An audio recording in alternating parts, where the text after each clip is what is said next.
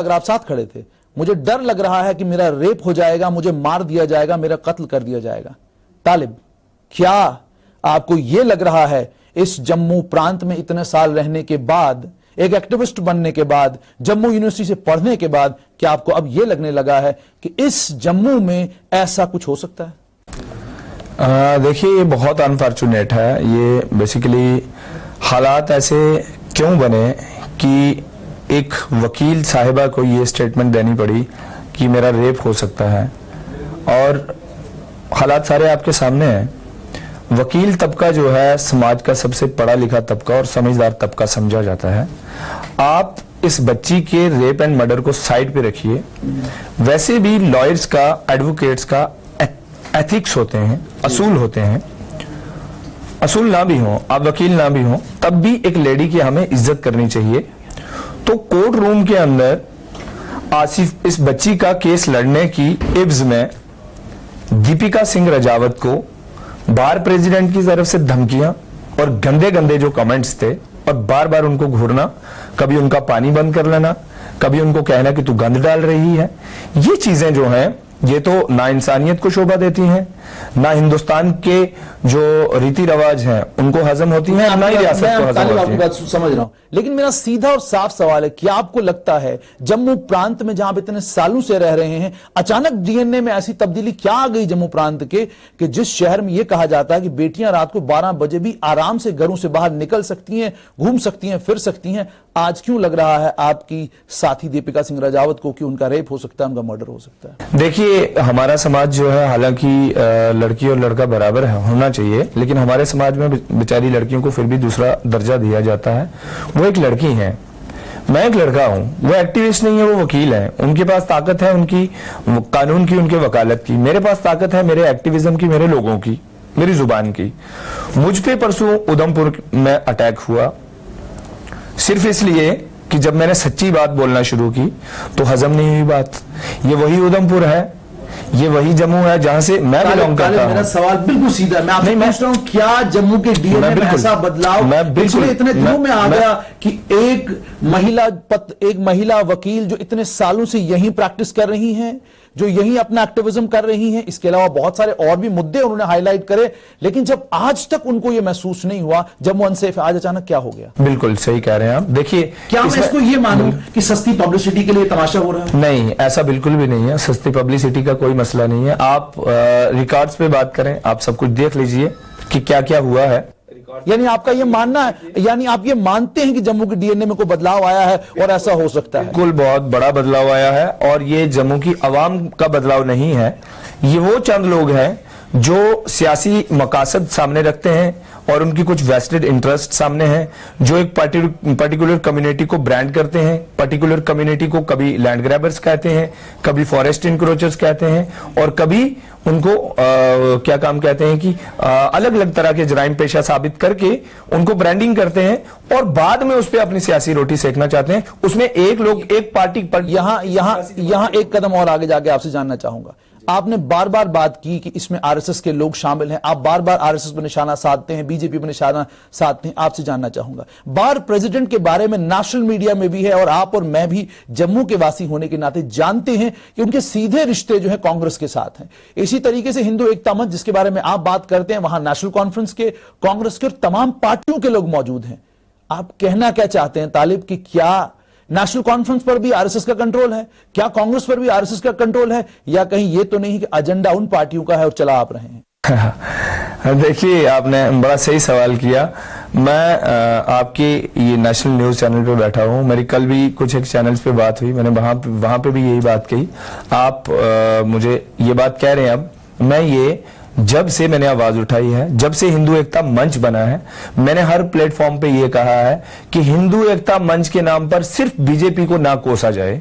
उसके अंदर आपने कांग्रेस का नाम लिया, मैं बताता हूं, गिरधारी लाल चलोत्रा एक्स-एमएलए हीरानगर कांग्रेस के, सुभाष गुप्ता जी एक्स-एमएलसी कठुआ से कांग्रेस के, और रोमी शर्मा जी असेंबली प्रेसिडेंट कांग्रेस के। तभी तो ये मैं वही कह रहा हूं कि हर एक चीज के लिए सीधा निशाना आरएसएस पे साधना, क्या ये अकलमंदी है? नहीं, बिल्कुल। देखिए, बात यह है कि यहाँ पे अकलमंदी और बेअक्ली की बात नहीं है। मैं आपको एक गुजारिश करता चलूं। देखिए, टू बी वेरी फ्रैंक, ये मामला आसिफा का, इस बच्ची का आखिरी हो सकता है, लेकिन पहला नहीं है।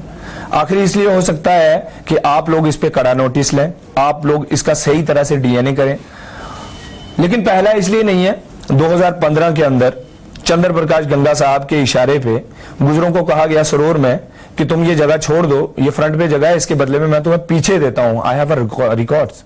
भारत भूषण शर्मा जो बड़ी ब्राह्मणा का एसएचओ है, दिन दिहाड़े नहीं आपको ये बात सुननी पड़ेगी। मेरा सवाल घुमा गए। आप मेरा सवाल आपसे ये है कि आपने खुद माना कि हिंदू एकता मंच के प्लेटफॉर्म पर कांग्रेस भी है, नेशनल कॉन्फ्रेंस भी है, बाकी पॉलिटिकल पार्टीज भी हैं, बाकी जितने मंच हैं, बार एसोसिएशन की भी बात में क्लियर और साफ साफ करूंगा कि वो भी कांग्रेस का मंच भी है, नेशनल कॉन्फ्रेंस का मंच भी है। लेकिन क्या तालिब, वो जो विचारधारा पूरे देश में चल रही है कि जो कुछ है आरएसएस से उसको जोड़ दो, क्या आपको नहीं लगता कि आप भी उसी विचारधारा का हिस्सा बन चुके हैं? मैंने कब कहा कि ये सारी पॉलिटिकल पार्टी हिंदू एकता मंच और कठुआ के अंदर पोलराइजेशन का हिस्सा नहीं है। ये बच्ची का मामला तो 10 जनवरी को हुआ। मैं पिछले 4.5 महीने से जूते उतार के पूरी स्टेट के अंदर कंपेन कर रहा हूं, और मैं ये कह रहा हूं कि कठुआ के अंदर छतरशाह कब्रिस्तान जो है 74 कनाल से उसकी जमीन हुआ करती थी, उसके ऊपर 3 स्टोन क्रैशर्स चल रहे हैं, एक चौधरी लाल सिंह साहब का, दूसरा उनके भाई का, और तीसरा जीत शर्मा का। जीत शर्मा किस पॉलिटिकल पार्टी से है? जो पॉलिटिकल पार्टी गुजरों को अपना ननिहाली कहती है, फ्रॉड करके, नेशनल कॉन्फ्रेंस का। मैंने तो हर जगह शोर मचाया है, लेकिन वो बात नहीं थी। हाँ, लेकिन जहां तक बात आप करते हैं आरएसएस की, मैं आरएसएस को क्यों ना कहूं, राकेश कुमार चौधरी दीसा चक का सरपंच है। जब बम बम बोले हुआ, 15 गुजरों के कुल्ले जलाए उस आदमी ने। पिछले साल 3 महीने नागपुर में रहा, जब लाल सिंह कांग्रेस में था, जब बीजेपी में आया तो वो संघ में चला गया, तब वो लाल सिंह का राइट हैंड है। पिछले साल आप रिकॉर्ड देख लीजिए ना, मैं रिकॉर्ड्स पे इंशाल्लाह बात करूंगा। पिछले साल हरिया चक के अंदर हाजी आलमदीन साहब के घर पे सुबह सुबह गाय के बछड़े का सर काट के डाल दिया। जनाब 6 बजे बछड़े का सर डाला, 7 बजे 10,000 आदमी हो गया। मैं इस बच्ची के लिए लड़ रहा हूं, मैं 100 आदमी नहीं इकट्ठा कर पाता, वो 1 घंटे के अंदर 10,000 आदमी कहां से आ गया, वो भी सुबह 7 बजे।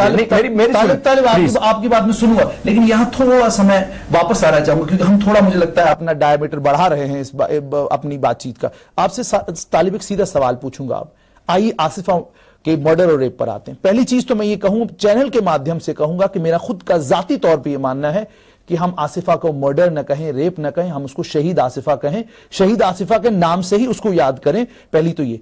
दूसरी चीज आपसे जानना चाहूंगा तालिब, 20 जनवरी का आपका वीडियो है, आपके फेसबुक पर है और मेरे पास भी अवेलेबल है।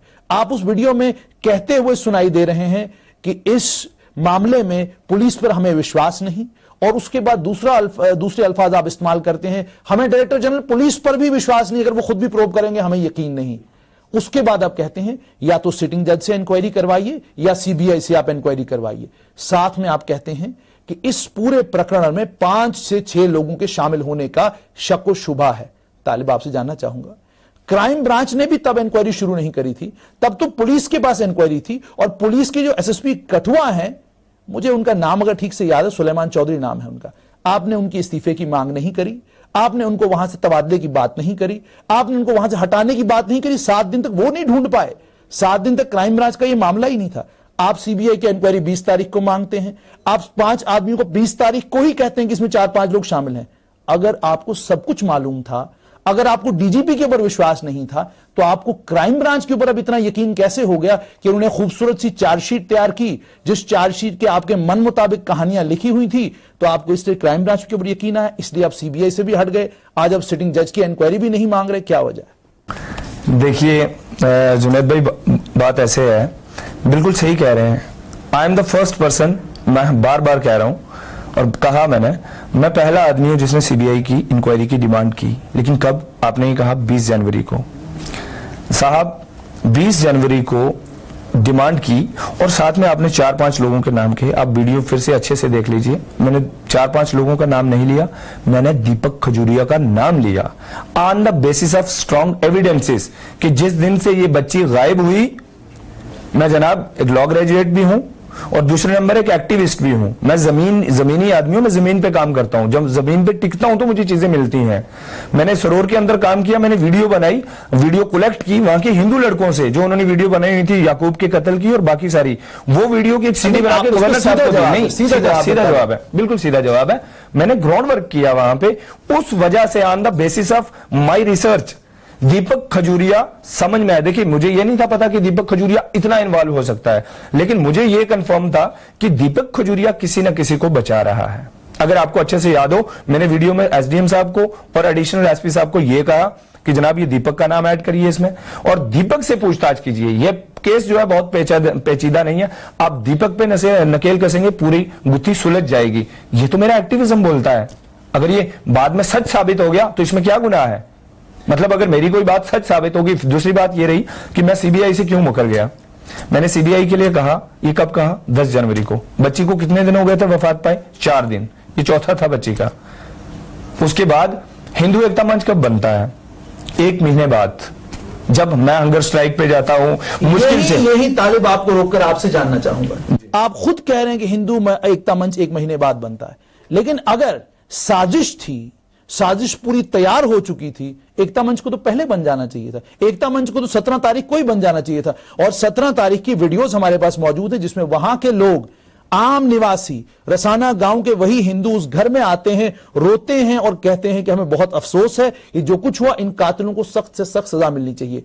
क्या तालिब ये सच नहीं है, ये हकीकत नहीं है कि चौधरी लाल सिंह जो एक्स फॉरेस्ट मिनिस्टर हैं इस वक्त बाहर हैं, उनसे गुज्जर ऑलरेडी बहुत परेशान थे क्योंकि उन्होंने जिस तरीके से तारबंदी करने का काम किया था, जिस तरीके से इलीगल लैंड ग्रैब पूरे इस जम्मू रीजन में हुआ है।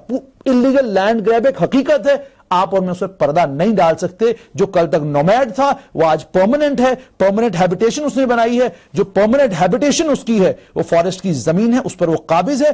काबिज होकर उनके प्लॉट बनाकर आप 10-10, 15-15 लाख का जब वो प्लॉट बेचते हैं, कि आपको नहीं लगता कि सरकार को उसका संज्ञान लेना चाहिए था? बनता था सरकार संज्ञान लेती। और आपने सारी कहानी इसलिए बुनी क्योंकि आप इन तमाम चीजों को रोकना चाहते थे। आसिफा मर्डर के इस बहाने, इस तमाम प्रकरण के बहाने आप अब यह चाहते हैं कि वो तमाम काम जो सरकार ने शुरू किया था फॉरेस्ट लैंड वापस लेने का, वो काम बंद हो जाए। क्योंकि वो खौफ जिस तरह का पैदा किया गया है, कि आपको लगता है इस खौफ के बाद कोई भी मंत्री हिम्मत कर पाएगा कि इलीगल फॉरेस्ट लैंड ग्रैब को रोके?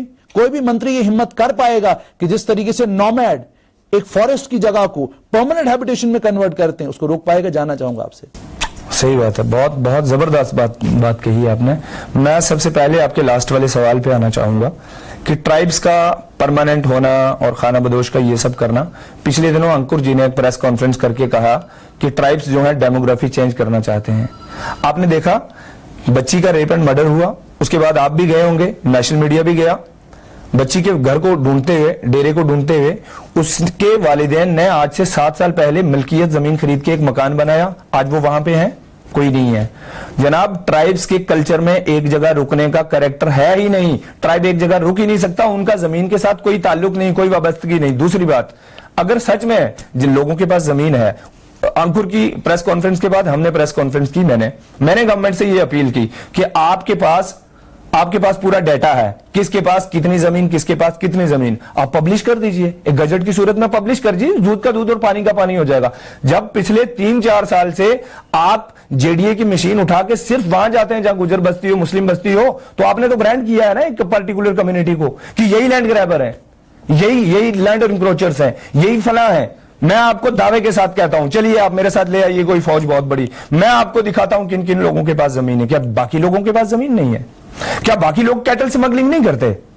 मैं आपको दिखाता हूं दूसरे मजाहिब के लोग जो कैटल स्मगलिंग करते। आपकी पुलिस क्यों नहीं निकल कसती? मैं पहला आदमी था जो उठा था। ये ट्राइब्स के खिलाफ एक साजिश है। और जो आज जो कह रहे हैं ना कि जम्मू की डेमोग्राफी चेंज हो रही है, बेसिकली डेमोग्राफी तो ये लोग चेंज करना चाहते हैं। ये चाहते हैं कि ट्राइब जो है यहां ना बसे। क्यों ना बसे भाई ट्राइब? यहां पे पाकिस्तानी वेस्ट रेफ्यूजी आके बस गया, हमने कुछ नहीं कहा, ठीक है, इंसानियत के तौर पे बैठा, भाई हमारे भाई हैं, कोई बात नहीं, बैठ जाए।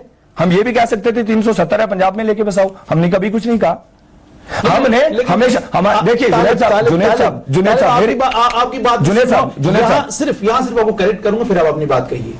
यहां को करेक्ट करना बहुत ज्यादा जरूरी है। तारीख के उन पन्नों को उलटना बहुत ज्यादा जरूरी है जिन पन्नों को उलटने से मैं और आप कतराते हैं। वेस्ट पाकिस्तानी रेफ्यूजी अपनी खुशी से यहां नहीं बसे थे।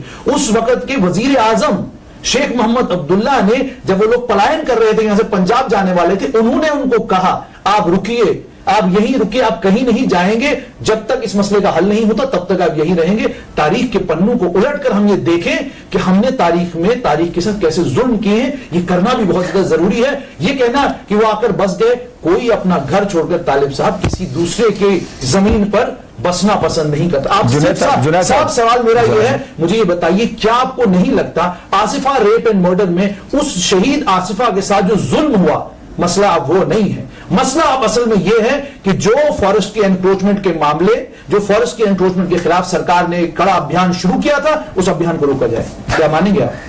देखिए, जो बात नहीं होगी मैं इंशाल्लाह कभी नहीं मानूंगा।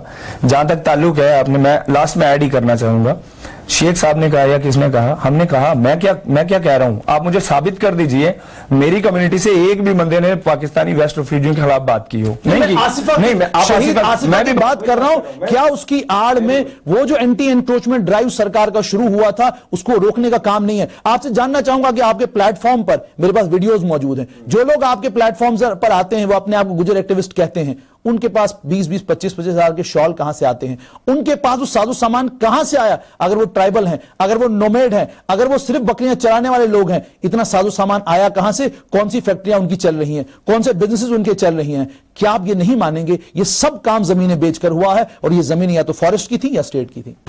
जुनैद भाई, मेरे हाथ के ऊपर चाहे नकली है लेकिन फास्ट ट्रैक की घड़ी बांधी हुई है। अब मैं खाना बदोश हूं, मेरे पास जमीन नहीं है, मेरा खुद का मकान नहीं है, तो आप अब मुझ पे ये इल्जाम लगा देंगे कि ये तूने जमीन बेच के लिया, ये एक बेसलेस इल्जाम है। दूसरी बात, बच्ची पे आते हैं, आपने सही कहा, मान लेते हैं, आपकी बात मान लेते हैं, हो सकता है इसी आड़ में, बच्ची के कत्ल के आड़ में वो चीज रोकी जा सकती हो, है ना? क्या ये नहीं हो सकता कि इसी आड़ में इस तरह का मसला करके, यहां पे आलोकपुरी साहब को मैं कोट करना चाहूंगा जो मेरे रिश्तेदार नहीं है, आलोकपुरी साहब कहते हैं this heinous crime has done to terrorise tribal Muslim community in Samba and Kathua and Jammu. Alokpuri साहब कह रहे हैं, मैं नहीं कह रहा, बिल्कुल ठीक है, ये बात कह रहे हैं। क्या अगर ये बात आपको लगती है तो क्या वो बात नहीं लगती कि वहां से इन ट्राइबल कम्युनिटी जो है सांबा और कठुआ के अंदर, मैं आपको दावे के साथ कहता हूं, आप अपने मीडिया के थ्रू जाके पूरी रिसर्च कीजिए, मुझे बता दीजिए पूरे सांबा, कठुआ और जम्मू के अंदर 3 डिस्ट्रिक्ट के अंदर 50 घर से ज्यादा, मुझे एक बता दीजिए आप कि एक 50 घर से 51 घर करके मुझे बता दीजिए जिन्होंने इलीगल इंक्रोचमेंट की, वो फॉरेस्ट पे I am talking about tribes. आपने 50 से 51 कर दीजिए, मैं जुर्म दूंगा आपको। एक बात। दूसरे नंबर पे, भाई हमने कब इनकार किया?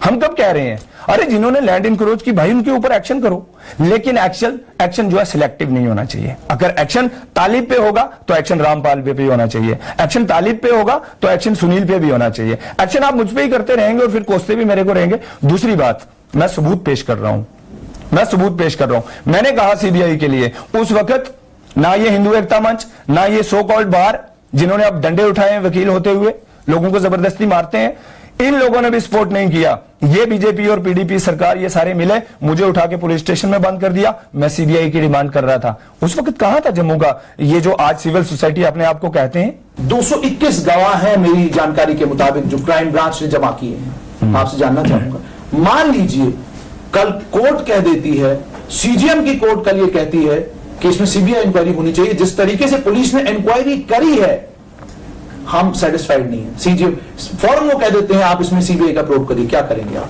कोई ऐतराज नहीं है। मैंने पहले कहा हम सीबीआई क्यों नहीं डिमांड कर रहे, दो चीजें हैं। सबसे पहले आपने कहा कोई ऐतराज नहीं। अब तालिब, यहां मेरा दूसरा सवाल बहुत जरूरी सवाल, हमने नफरतें कम करने की बात करी, हमने मोहब्बतें बढ़ाने की और दोनों कम्युनिटीज को पास लाने की बात करते हैं, मोमबत्तियां भी जलाते हैं और एक्टिविज्म भी करते हैं।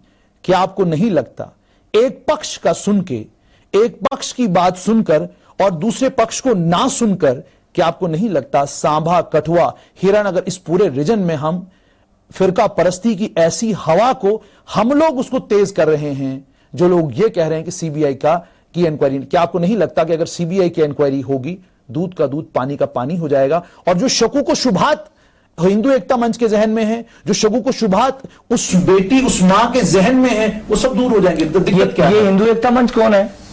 नहीं, ये हिंदू एकता मंच क्यों बना?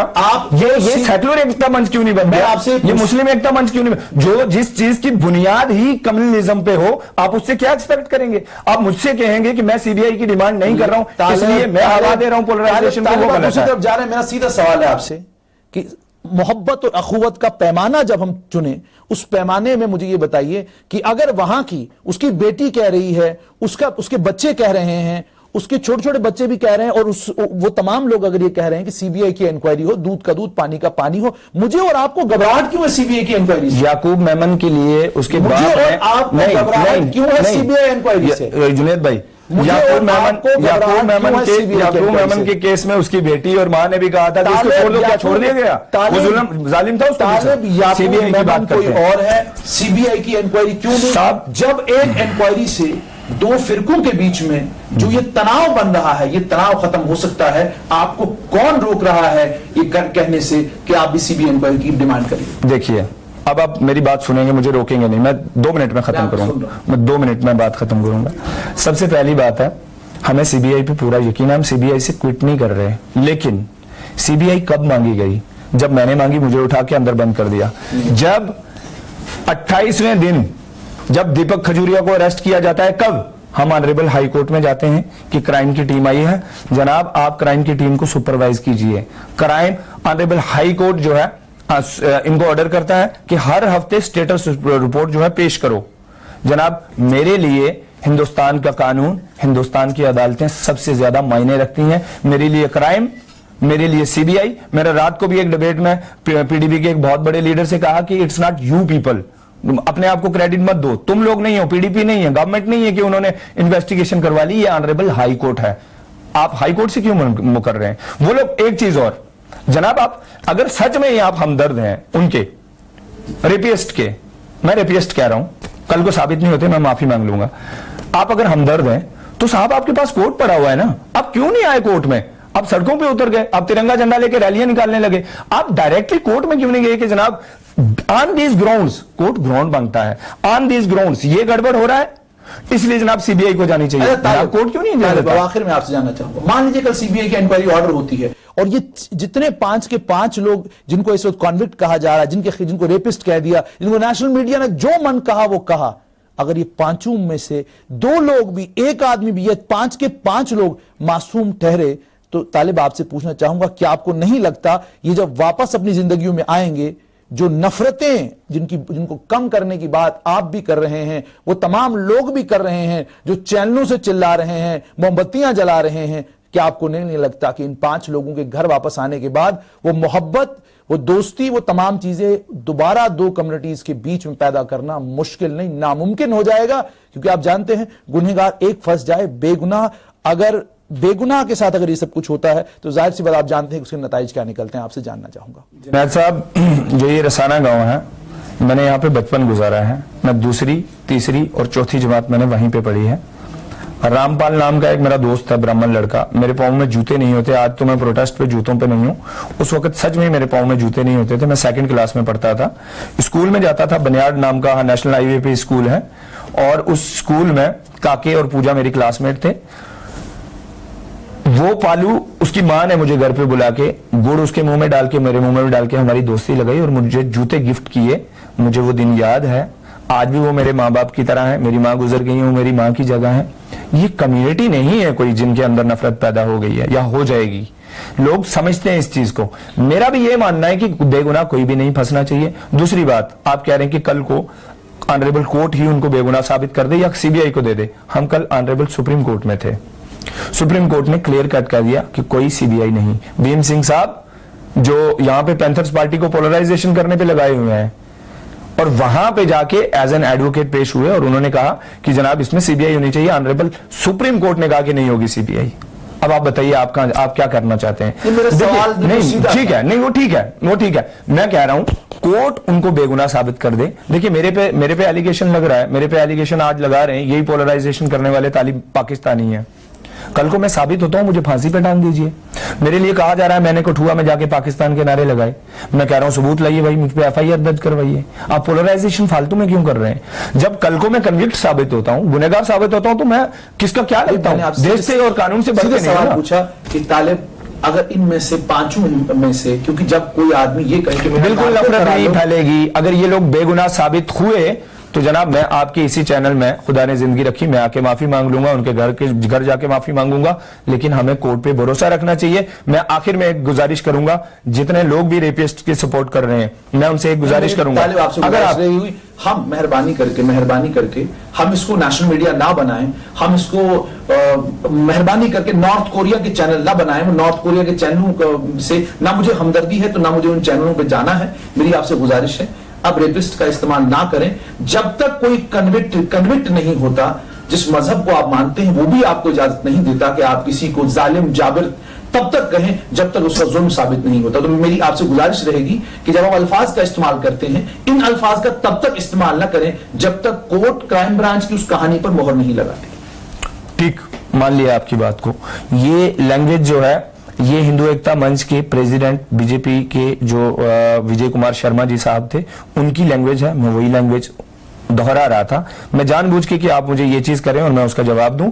हिंदू एकता मंच के प्रेसिडेंट जो थे विजय कुमार शर्मा जी, वो एक तरफ से कहते हैं, जब तिरंगा रैली निकालते हैं, तिरंगा डिफेम रैली, उसके बाद जब सीएम साहिबा का स्टेटमेंट आया, मैं साहिबा इसलिए कह रहा हूं, मैं पीडीपी का नहीं हूं, कि वो एक लेडी है, इज्जत है, वो जब वो कहती हैं कि आपने तिरंगे की बेइज्जती की, तो आगे से कहते हैं कि तो भाई किस कैपेसिटी में तुम कह रही हो ये रेपिस्ट है? ठीक बात है, नहीं हो सकती कोई कैपेसिटी, कोई जाविया नहीं है। दूसरी तरफ से विजय जी ये बात कहते हैं कि रेपिस्ट तो वो है भाई शुभम सांगड़ा, जो जुमेनाइल है, उसने कन्फेस कर लिया है।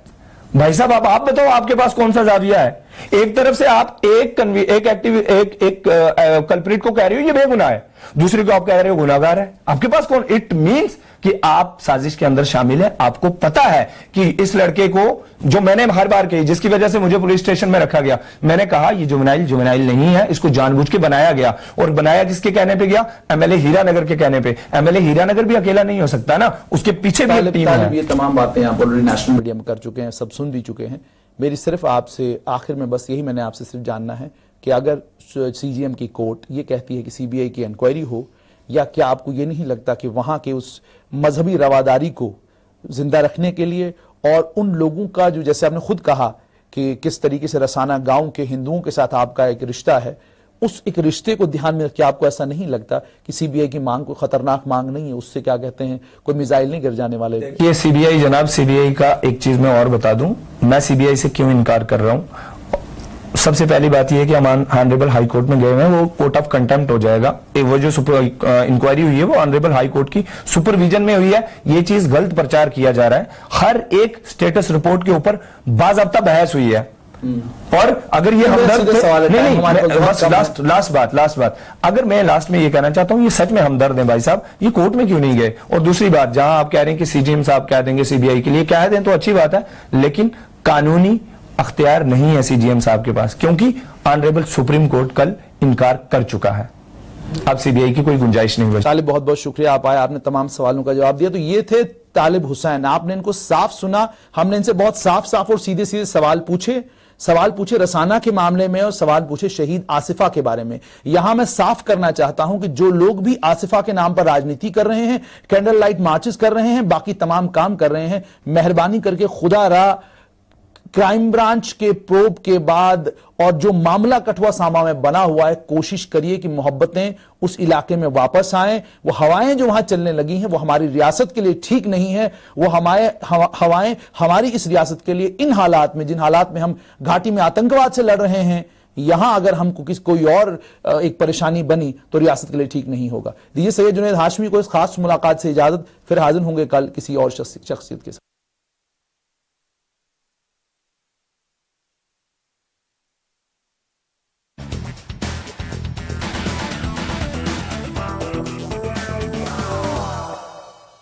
पॉपुलर पांडे, पापा देखो पांडे अंकल 199 में इतने सारे कार्टून्स। पॉपुलर इन्होंने तो लाफ्टर क्लब को फुटबॉल क्लब बना डाला है।